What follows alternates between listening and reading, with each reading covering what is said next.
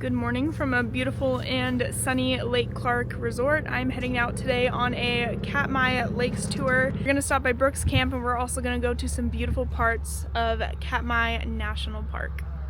Dad just took people to Twin Lakes and now he's here. Pick up me and two others and we'll head out to the Katmai area. Our tour today is going to be in a beaver and my pilot is my dad. Our first stop today is going to be at Brooks Camp, which in the beaver takes about an hour and 20 minutes. We couldn't have asked for a better weather day. There was absolutely no wind and it was nice and cozy warm outside, just the perfect way to start the day. After taking off, we flew over Port Alsworth on our way to Katmai National Park. We weren't the only ones going out for the day. We found several of our other friends who fly all across the state, also on their way to the Katmai area. On our way down, you have to fly over Lake Iliamna, which is the largest freshwater lake in all of Alaska, and it also is one of two places in the world where you can find freshwater seals, which is what we're looking for in this clip right here. We actually saw one in the rocks, but he was really blending in. The only other place in the world that has these freshwater seals is a Lake Baikal in Russia. Not long after passing over Lake Iliamna, we were over the Katmai National Park and Preserve. We passed over several of these kettle lakes before we decided to stop at Non-Vionic to have lunch, because why go and sit in a bear pen at Brooks Camp when we can sit at a remote lake for a delicious picnic? We made our first stop for the day. We are at, I think Dad said this is Non-Vionic, but at the beach we're at, there's so many cool rocks that are like just gorgeous. Look at that. Look at this quartz. Because it's part of the national park, you're not supposed to take them, so we're just gonna collect them while we're here and leave them. But they are just so pretty. This is what's really cool too, is it's so red up against like everything else. It just looks so cool. Sometimes you can find some really green ones in here too, but some really fun rocks, that's for sure. Oh, and check out this one right here. It's like basically see-through. So many fun ones right here. Like, look at this little nugget. That's so cool. It doesn't even look like a rock.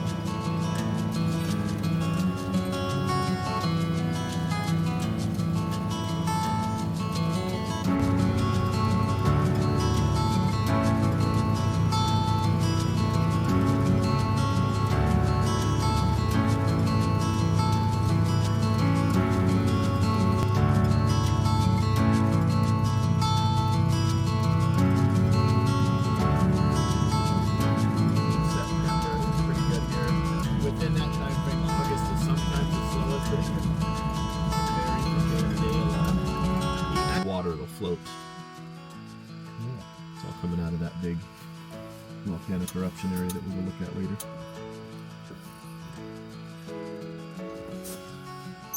One place I can catch the plane roots is snipe.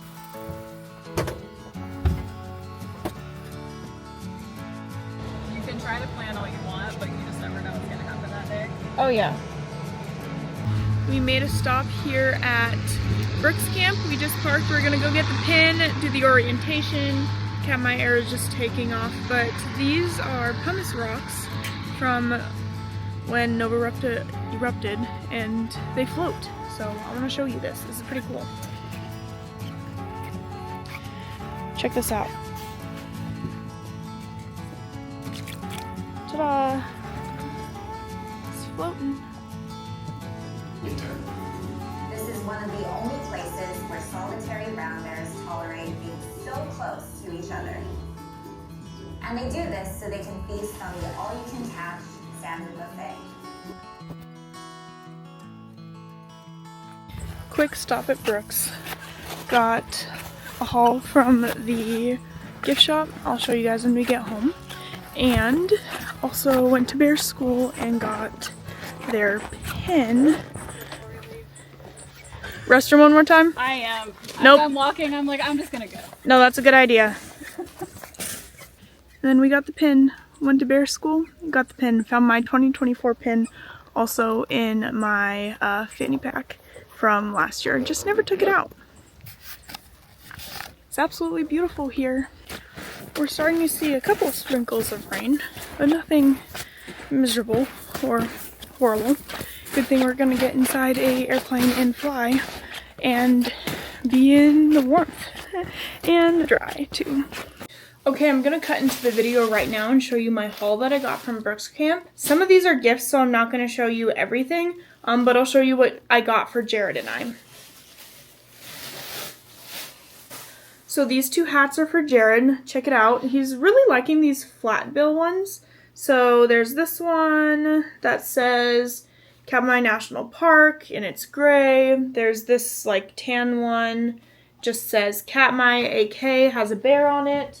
He really likes these flat bill ones. He got one similar to this at Volcanoes National Park. I just wish Lake Clark would have hats like these. These are just so cool. I guess we're not popular enough. Or maybe I should just make our own. And then this is what I got myself. Check out this bear. Isn't that so cute? So this company that designs them is called Wild Tribute. They're an amazing company and they've actually sent me some free clothes to wear because they saw me wearing my Brooks Camp one at Brooks Camp before.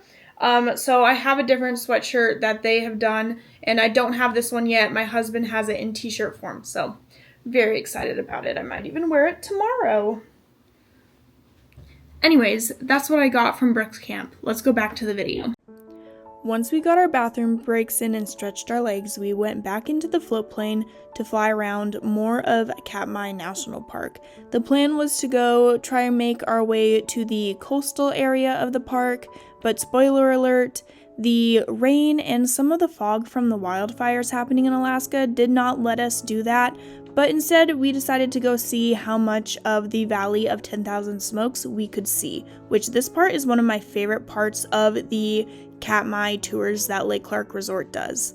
I believe the year was 1916 when Nova Rupta erupted in Katmai National Park, which dumped a whole bunch of ash. I guess Mount Katmai was showing seismic activity, but Nova Rupta was what exploded and it made its dent. We weren't able to go and actually see where Nova Rupta erupted, where it was from, but look at all of this ash. This is like hundreds of feet deep and there's vegetation growing through it. There's water that is making its way through it. It's crazy.